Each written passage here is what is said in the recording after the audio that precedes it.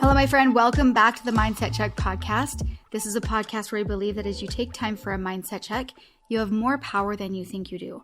And where we also believe that the more you become aware of the internal dialogue and the states that cause you to suffer, the more you can actually transcend that suffering.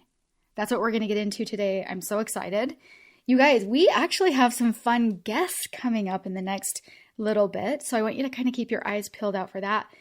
Karen Drucker, Mark Sullivan. This is going to be a really fun season. Also, I wanted to suggest to you that if you have any guests that you think would be perfect for this space, the space of, here we are, we're doing our best to create our internal state to be able to create the life that we want, to suggest them for the podcast. We would love having them. I also want to remind you that I absolutely love doing Hey Mesh, the Hey Mesh episodes where you have a quandary or a question about something and we talk about it and go over it here on the podcast.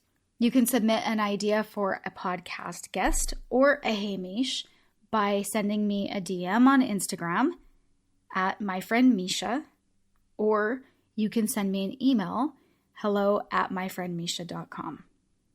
All right, without further ado, let's jump into this podcast that is all about suffering and honestly finding the freedom from suffering. It's a topic that I really allowed it to marinate inside of me for a while because it's so deep. It's such a deep topic. I feel like we could do this podcast and then I would love to even hear feedback from you.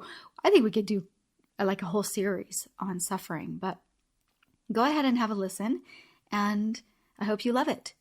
For a moment, I want you to ponder what you believe about suffering, what you think about it, the way that you maybe define it. And I think by taking it apart, we will be able to bring forward some breakthroughs. We'll be able to maybe see some things that we haven't seen before. Okay, so as you're just pondering your thoughts about suffering, I'm going to read you a few definitions and philosophies about suffering. Suffering, physical or mental pain as a definition. So suffering can be categorized as sort of this physical part of our world. And some people define it as mental. Some people lump it together, especially when it is being referred to in legal terms. You might hear the words pain and suffering used together to maybe illustrate what someone really went through, like the depths of what they went through. Maybe you consider pain to a certain degree. Once pain crosses some kind of a threshold, that then it becomes suffering. Maybe you think pain is physical and suffering is mental, or that pain is inevitable and suffering is optional. Another definition for suffering says the state of undergoing pain, distress, or hardship. Noah Levine said pain and suffering are two completely different experiences. Pain is unavoidable. Suffering is self-created. Dan Millman said pain is a relatively objective physical phenomenon. Suffering is our psychological resistance to what happens. Events may create physical pain, but they do not in themselves create suffering. Resistance creates suffering. Todd Perlmutter said, all suffering is mind-made. Where is suffering in the world? In pain? No. In harsh words people say? Suffering only exists in our anticipation of events unfavorable to the mind due to desires not met or regrets from the past that live as memories in our mind. Maybe when suffering is brought up as only a mental state, you go, no. The children that are starving in this world are definitely suffering, and that goes beyond just their mental state. And quite frankly, no matter how you define it, it's something that we all come up against in our life. And learning more, broadening our vision more about suffering and what that actually is really helps us to navigate life. So I kind of want to make a distinction between difficult things and suffering, right? So there's no doubt that circumstances in our life can bring suffering, right? For me, I never want to overlook that. But I think it might be helpful to look at suffering from the idea that the things that can cause suffering, like pain, sorrow, sadness, tragedy, disaster, resistance, or regrets, that these things like this, are what we could refer to as sort of the first emotion, the first event, right, that happens.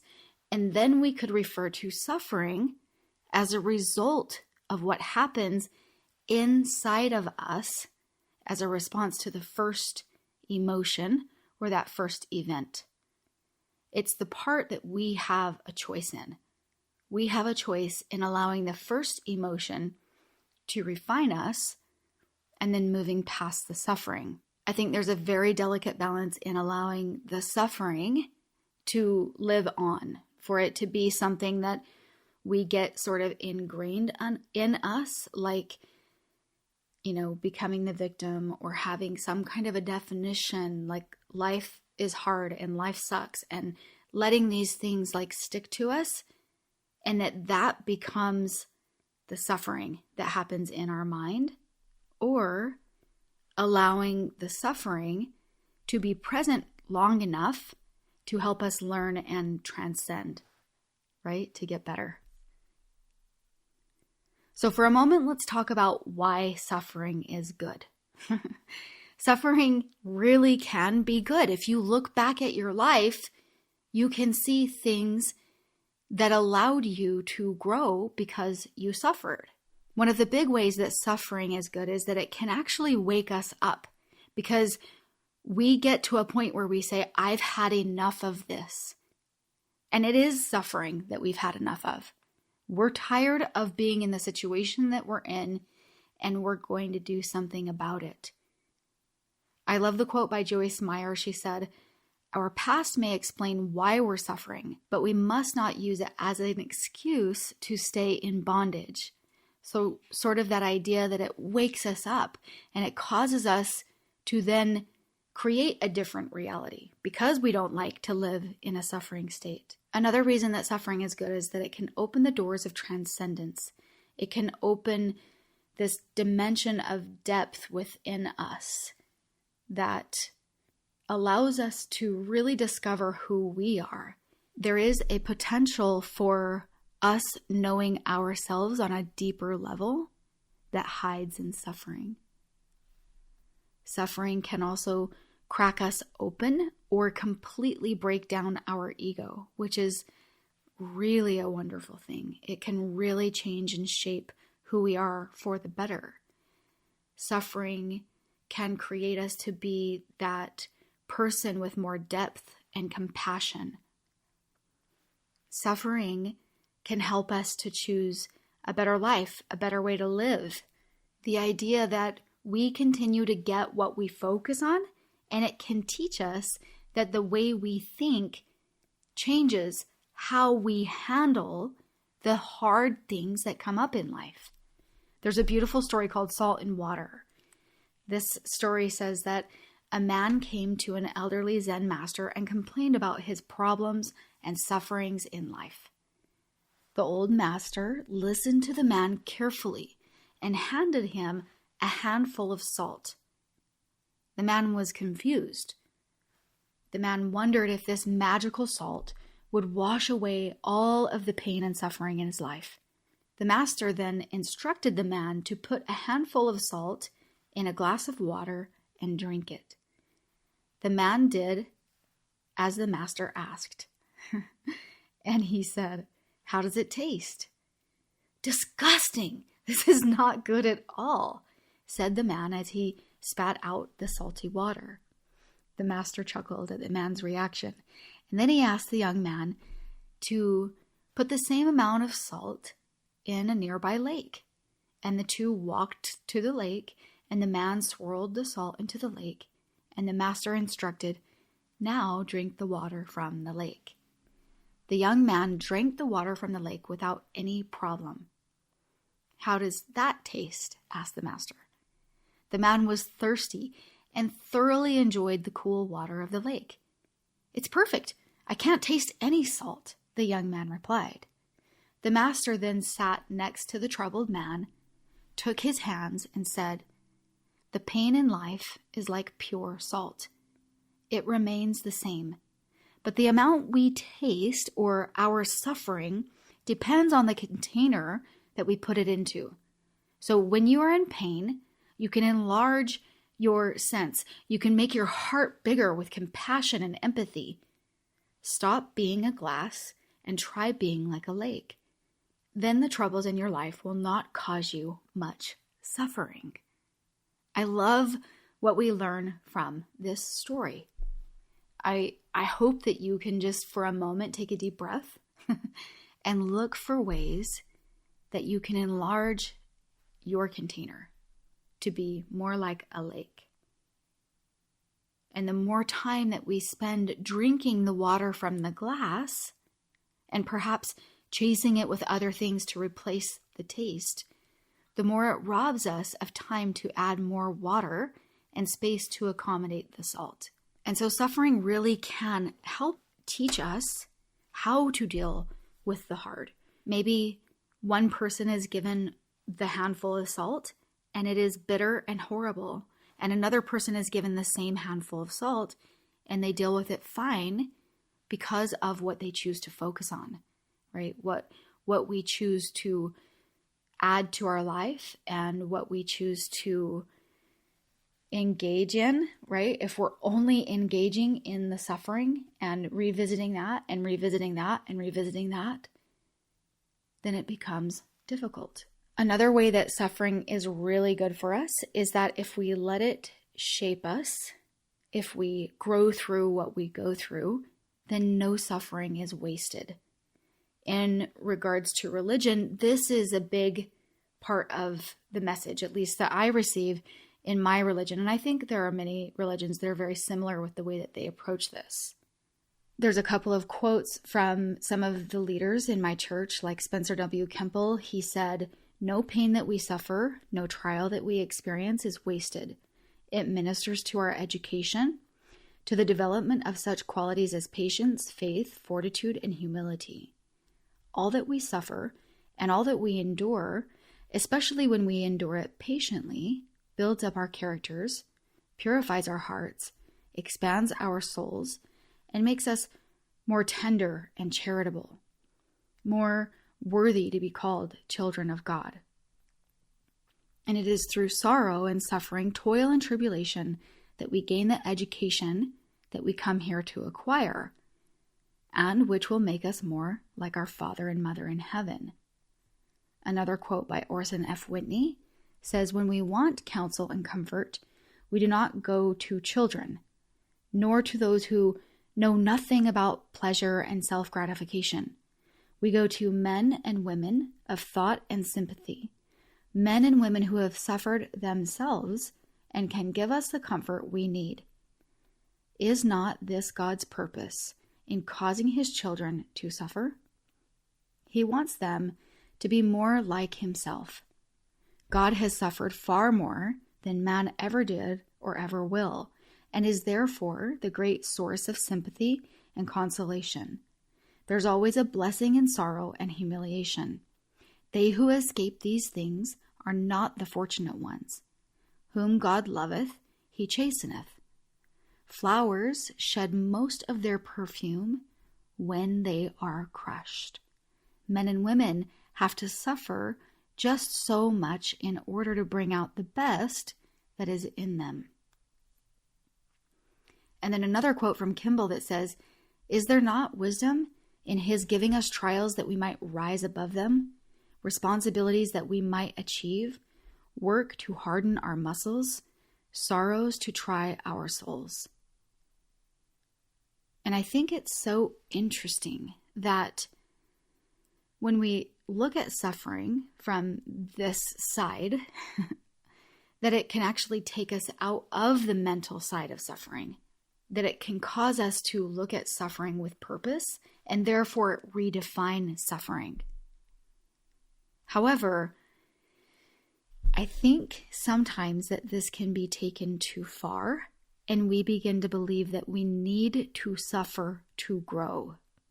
And then we begin to sign up to suffer. We believe we need to suffer, and so we welcome it, and we think it's part of our life. And when things are hard, we just say, this is how life is. And therefore, that blocks us from being able to say the words, I've had enough and I want something to be different. Because we think we need to be suffering, and therefore the suffering can't truly allow us to grow, to change. Doesn't that blow your mind just a smidge? I had a client send me a text. We had a conversation about suffering and signing up to suffer and being in a state where we think that suffering is the way that we should live our life, that that's what life is. And we somehow got sidewinded because we thought that suffering was good versus being able to categorize it and take it apart and say, no, we can use suffering for our good. It doesn't mean that we have to suffer to be good. So this is what she sent me. She said, I'm so grateful you told me that you don't have to suffer through life to bear the badge of honor that you learned something or got through it. I think I learned in my life that suffering equals growth, but I love that you can go through hard things, but it doesn't have to be suffering and it can be positive. So we can go through hard things and we don't have to sign up to make it be worse than it is. In other words, we don't have to sign up to be like, woe is me and this is so hard, right? There are times where our state can be different than it seems what we're experiencing. People can go through really hard things and still have a very optimistic outlook, or their heart can still be full of love and gratitude. Sometimes we can stand in a joyful crowd and still feel absent. We can be surrounded with friends and still feel lonely, or we can be surrounded with abundance, loving relationships, but be stuck in the regret of the past and the fear of the future. So it goes both ways. There are times we can be standing in something and be having a different internal experience. So that's a really important part to point out. I remember my grandfather vowing to me that as he got closer and closer to dying, that he would be patient and loving with the people that helped him. And part of that was his own promise to himself because of what he watched some other people in his life do as they got old and, in pain, and life was hard. But they didn't make that same promise. They didn't see the same things that he saw. Interesting how somebody else's suffering caused my grandfather to wake up in that way. So it's great to see that suffering can cause us to grow. We can also be experiencing hard things and not be in a state of suffering. These are all things that as we explore them, we begin to see how it is for us. How is life happening for you? Because I'll tell you that when I was a young and married woman, I didn't know that I didn't have to sign up to have this uptight environment around me and stress and, so much of what actually created suffering states that didn't actually need to happen. And so while we might sit on the fence and say, well, yeah, extreme hunger can create suffering, we also can create crazy suffering states that are completely unnecessary. That we have plenty of things to be grateful for in our life. We have plenty of room in our life to love and appreciate the people around us. But because of our own internal state, we're in a state of suffering, and therefore it creates suffering for everybody else. And it is important to see that life will hand us hard things. Hard is just part of being alive. Hard is that heavy load or the unexpected phone call, the diagnosis, the setback, the relationship struggle, the moment when the path ahead feels foggy. But suffering is different. Suffering is the story we tell ourselves about what hard means. It's the belief that it's too much and therefore we can fall into a state of suffering, or the belief that if we aren't drowning in the pain, then we haven't earned the lesson. And it can go both ways. But it's so important to remember that you can still walk through the hard with grace. You can face challenges and still keep your heart open, your mind clear, your spirit intact. You can let hard shape you without letting suffering define you. The badge of honor isn't that you suffered. The badge of honor is that you lived through the hard and let it grow you without letting it steal your light. Because the truth is that if we begin to believe that we need to suffer, then we will begin to attract more of that in our life. Your brain is literally designed to find evidence and to create evidence for the beliefs that you hold. In our brain, we have something called the RA, or the reticular activating system. And the whole function of this system is to bring proof of truth, or at least beliefs that you think are true, and to show you the proof of it. And so if you believe that life is hard, or that you will never get ahead, or life is meant to be lived paycheck to paycheck, or any sort of belief that you are always affected with a medical condition, or relationships just don't work out for you, whatever the beliefs are that can bring forward the suffering, if you continue to believe and feed those beliefs, your RA system in your brain will bring you proof. There is a concept by Matthias Barker that I love, and he basically shows you a piece of white paper and he draws this little red circle on it.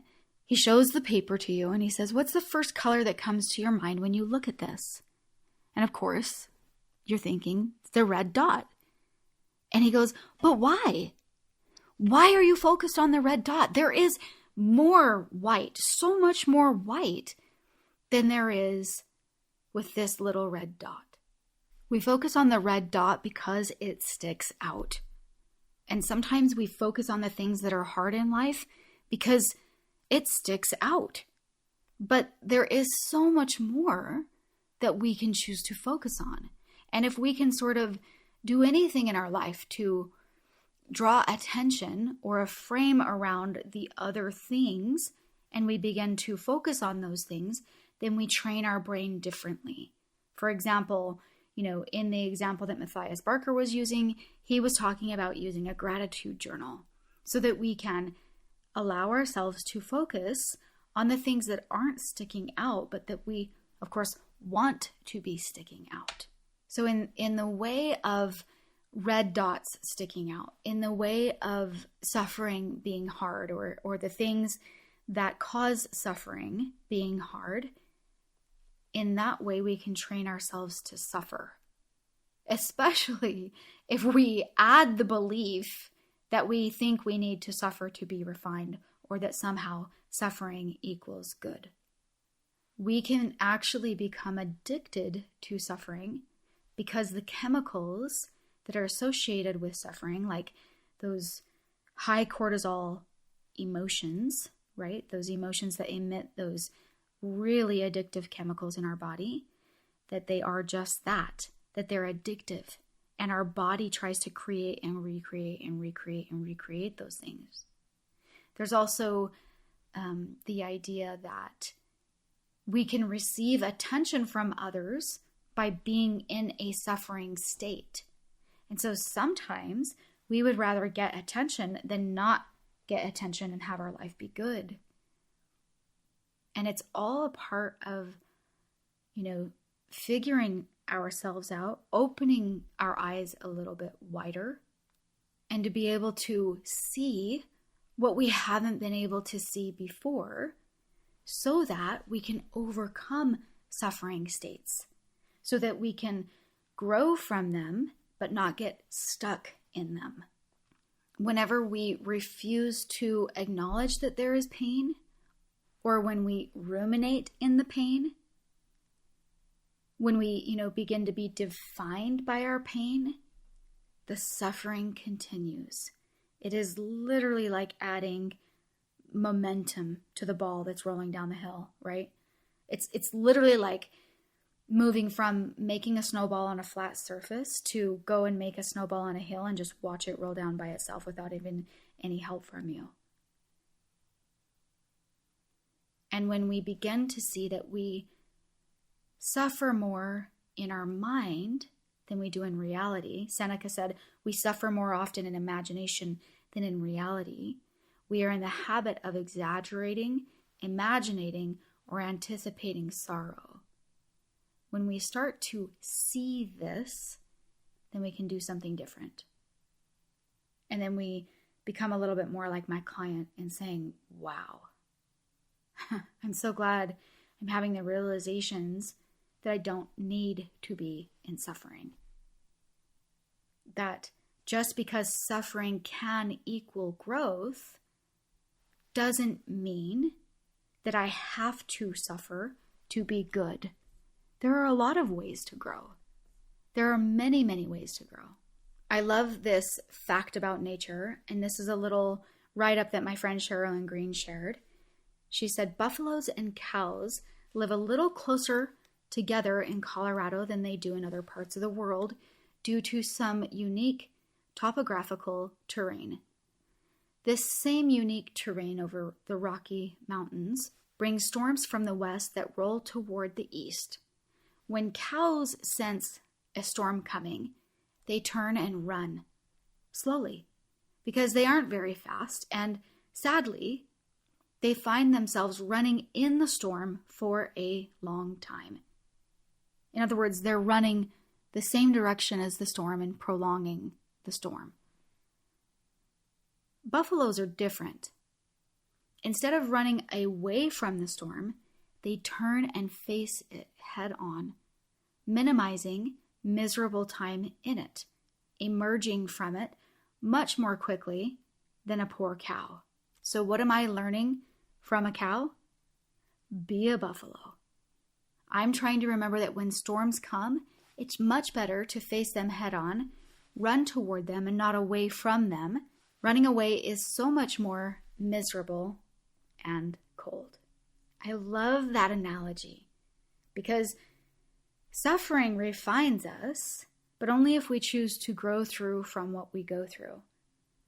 This concept can trick us and cause us to think that we need to sign up for suffering to be able to become the person that we want to be. I love this analogy, this truth, the reality, right? What we learn from the buffalo. What we learn is not to run away from or bury or prolong the suffering. Face it, handle it, deal with it, especially, deal with the first emotion in the analogy of what we're talking about today. Deal with what's hard. Deal with, the disaster or the tragedy or the sorrow or whatever it is, and allow yourself to learn what you can learn from it. And in a lot of circumstances, you will learn quicker. You'll essentially be in the storm for less time than you would be if you continue to cover it up and pretend that it isn't there, and cover it up and pretend that it isn't there. The moment that you, depending on, what the suffering looks like, the moment that you say, I've had enough, I want something to change, the more that you, become humble and recognize what it is that you are learning in the moment, all of those things, the faster that we get there, the faster we learn what it is that it is bringing us to learn.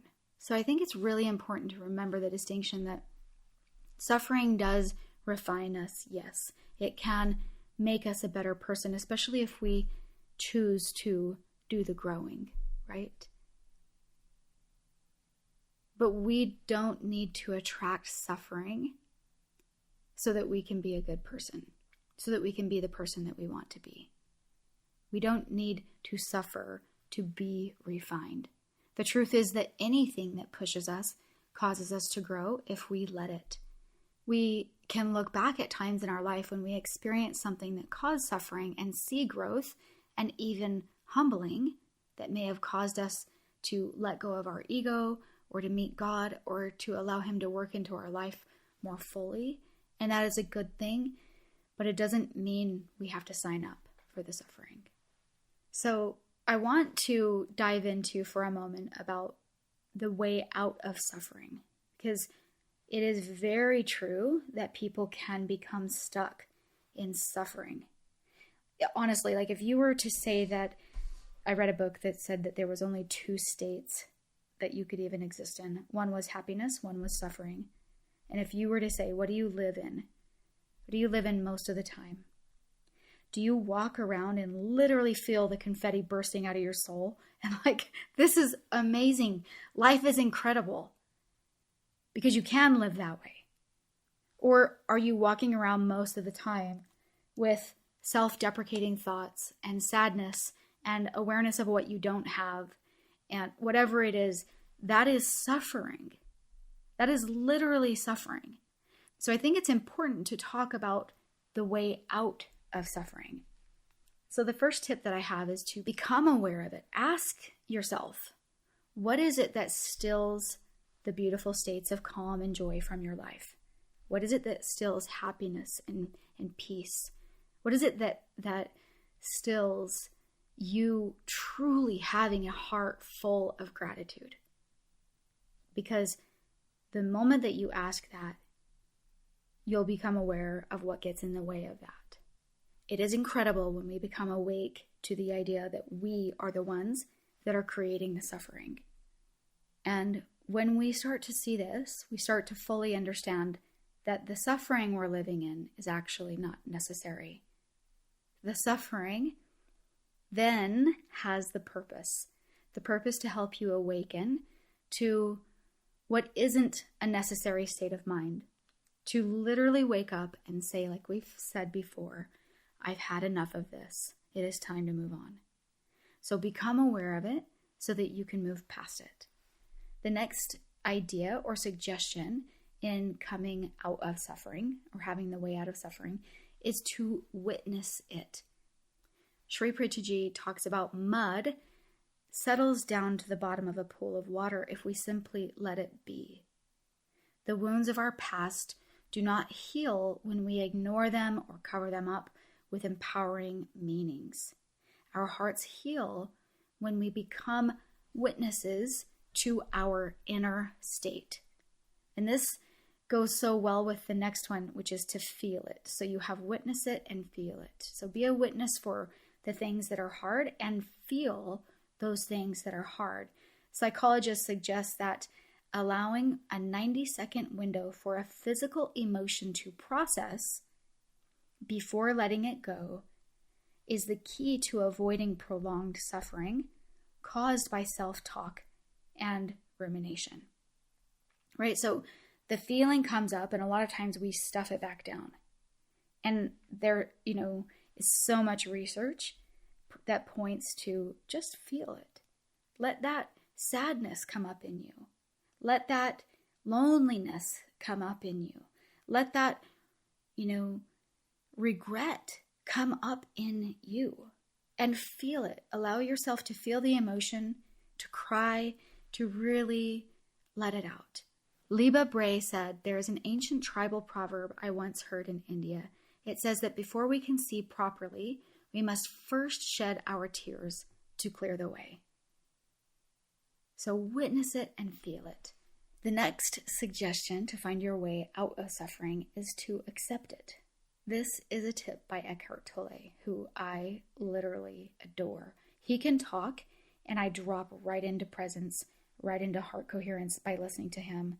I literally adore him. Plus, he's like this adorable old man. He's so cute. He says that there is a simple recipe to cure suffering. He says, accept each moment as if you had created it or wanted it to happen, or that you chose it to happen. And then you immediately let go of being a victim. Then you're more aware of the obstacles in your life that only look like obstacles, yet they are openings for something else. I love this so much. Pretend that you created it exactly as it is, because then you'll see something else come out of it. I think the last few podcasts we have talked about my chopped hair. But honestly, that moment was such a moment for me. Because I've talked to so many people since then that will be like, dude, you could totally sue them. And it's so interesting to me that, I allowed it to be something that said, well, how is this actually going to work for me? How is this something that's going to be, better for me? Look at it like I created it to happen. I created it to happen so that this other awesome girl could come in and totally clean up and fix my hair. Maybe, I got this thing for free. Maybe I was able to manifest another spa day or, other things. And I don't know, there could be lots of different directions we could go with that maybe it's messed up too. But the whole point is to be able to take the things and to say, what if I created this? We start to see the lesson. We start to see the purpose. We start to see that something still can come out of something that didn't look so good for us in our life.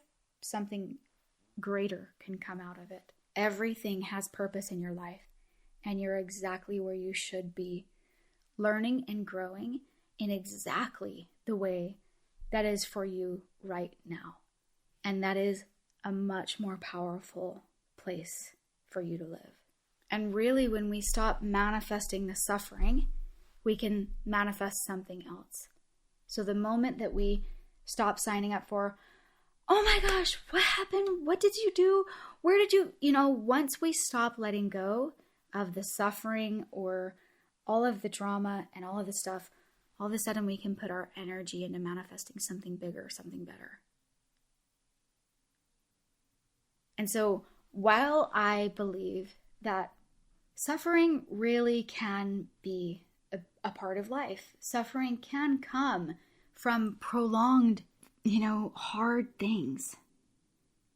I think that there is much more to suffering when we create that it is suffering inside of our mind versus suffering that's helping us to transcend. I hope that you can see that no suffering is wasted, that ultimately the people that learn to go through the hard while holding praise, optimism, love, and a heart full of gratitude. And that ultimately you will come across plenty of things that could loop you into suffering, and that there is absolutely no need for you to create it. In fact, it is better for you to wake up to the idea that suffering is not something that you need to sign up for. It is something that you can use to help you to become better and to live in a more happy and joyful state. And in this, I hope you can see that you have more power than you think you do. I hope this podcast brought clarity for you, helped you be able to see something about suffering that you didn't see before, and maybe some ways in your life that you're signing up for it that you can shed. If this podcast felt helpful to you, it would be wonderful if you shared it with a friend. Also, don't forget to support this podcast. You can shop our Amazon affiliate link. This way, we receive a kickback of the things that you buy on Amazon without it costing you any more. It's just so easy. So I think a lot of us use Amazon, and I love that they allow kickbacks to come through just your regular shopping to support things that you love. So to help the podcast, if you will use our Amazon shopping link, that would be incredible. You simply go to amazon.com/shop/my friend Mesha. And it's as easy as that to give back to a community and a place that you want to cultivate and help grow. Thank you so much for standing in a place where you are willing to look at, what's happening inside of your body and in your inner state. The more that we are willing to do this, the more that we will see, quite frankly, and that we will be able to shape in the way that we actually want it to be. As I leave you today, I want to give you the reminder from Seneca that says, we suffer more often in imagination than in reality. And I'm hoping that today you find freedom from something that you've been holding for a little while because of the things that we talked about. Until next time, my friend.